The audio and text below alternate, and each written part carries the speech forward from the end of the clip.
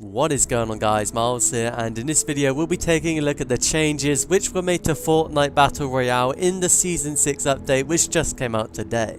I'll start the video by playing the official Fortnite Season 6 video, which is fairly short. It's only around a minute long, and I won't say anything about it until you guys have watched it, so let's jump straight into it.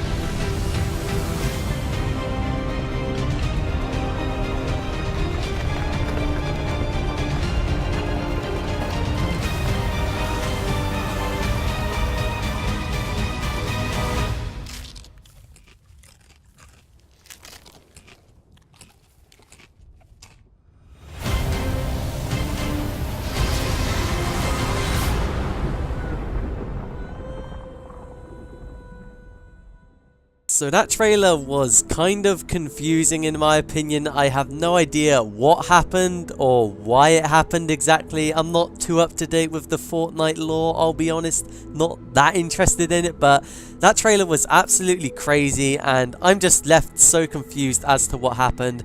And I think a good place to start the video on all of these changes is with the Season 6 map, which I'll put an image up on screen of.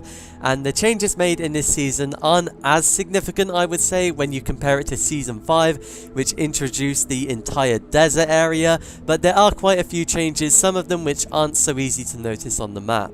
The first change is pretty obvious since you guys did see it in the trailer like 30 seconds ago, but Loot Lake is now elevated into the air, which is pretty absurd, and you can see on the map it looks a little bit different. It looks a little bit strange, to be honest, but that isn't the only change. If you look a little bit to the left, between like Haunted Hills and Junk Junction, there is now a castle, which is pretty damn awesome. I'll have a little bit of gameplay on screen showing off this area in the playground mode. They've added some new houses into Wailing Woods, which I think is good because that area was kind of like barren besides all the trees which were just surrounding everywhere. And also you guys might remember there was that bunker from I believe like Season 5 which you couldn't access, but actually you can access it now.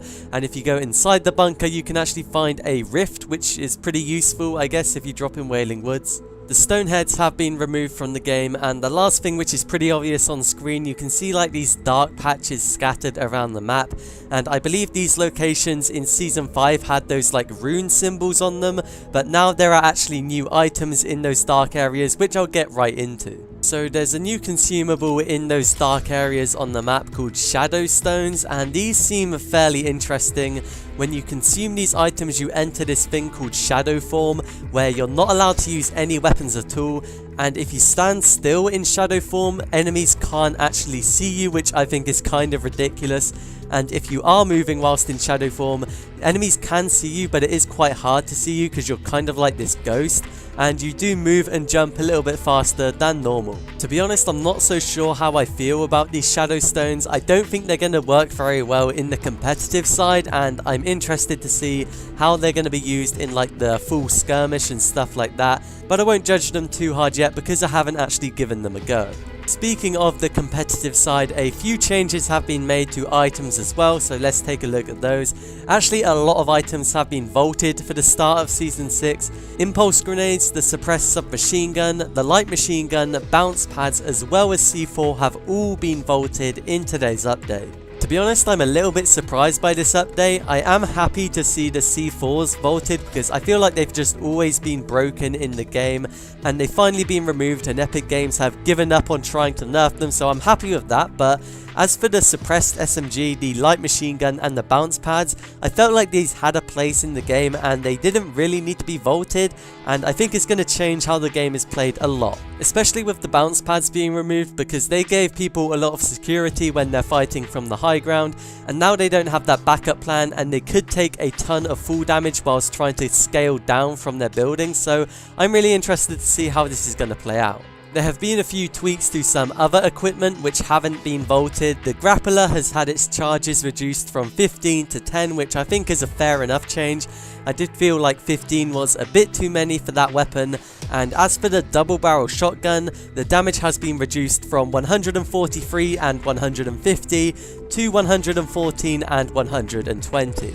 There are quite a lot of changes as to how the storm mechanic now works in the game. However, all of these changes are fairly similar, and to give you like a too long didn't read version, basically they reduce the time in between where you wait for the circle to reduce, and they increase the time at which it takes for the circle to reduce to the next stage. There is also a new type of cosmetic in the game called pets. Now these are kind of like animated backpacks in a sense. You can get a couple of different types through the battle pass. You can get a dog, you can get a chameleon, as well as a dragon, I believe. They look pretty cool and they do have some quite nice animations, so if you're a fan of those, you can unlock them fairly easily in the battle pass. And the final thing to talk about is of course the new battle pass, which was added alongside this update. It's pretty typical for a battle pass. It costs 950 V-Bucks still, and there are still 100 tiers to unlock.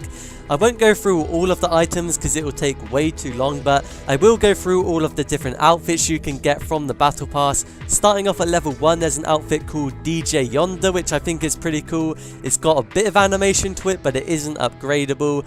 We also have the Calamity outfit for level 1 as well, which is upgradable. It has a total of 6 different stages, and I think this outfit is actually really awesome.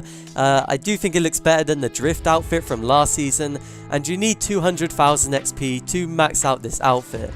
At level 23 you can get the Giddy Up outfit, which I think looks pretty amazing. Let me know what you think of it down in the comments below.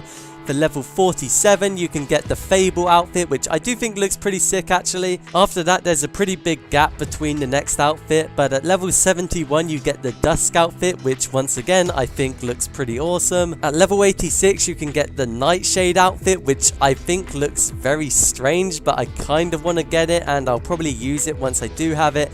And finally, for level 100 you can get the Dire outfit, which is upgradable. There are 6 different versions of this outfit, and you kind of like transform into a werewolf, and I think it looks pretty good, but to be honest, for a level 100 skin, I'm not like blown away by it, and to be honest, it's probably not my favorite set out of this battle pass. But there we have it. They were the big changes which were made to Fortnite Battle Royale in the Season 6 update, which just came out today. Overall, I think it's going to be a really good season for Fortnite, and I think the thing which I enjoyed the most are the new outfits which are a part of the Battle Pass. I do think Epic Games did a very good job overall with the outfits for this season, so I can't wait to unlock all of those as the weeks go by. But let me know what you think of these changes down in the comments below, and if you found the video helpful, remember to leave a like and subscribe to the channel for more, but I'll see you guys in another video.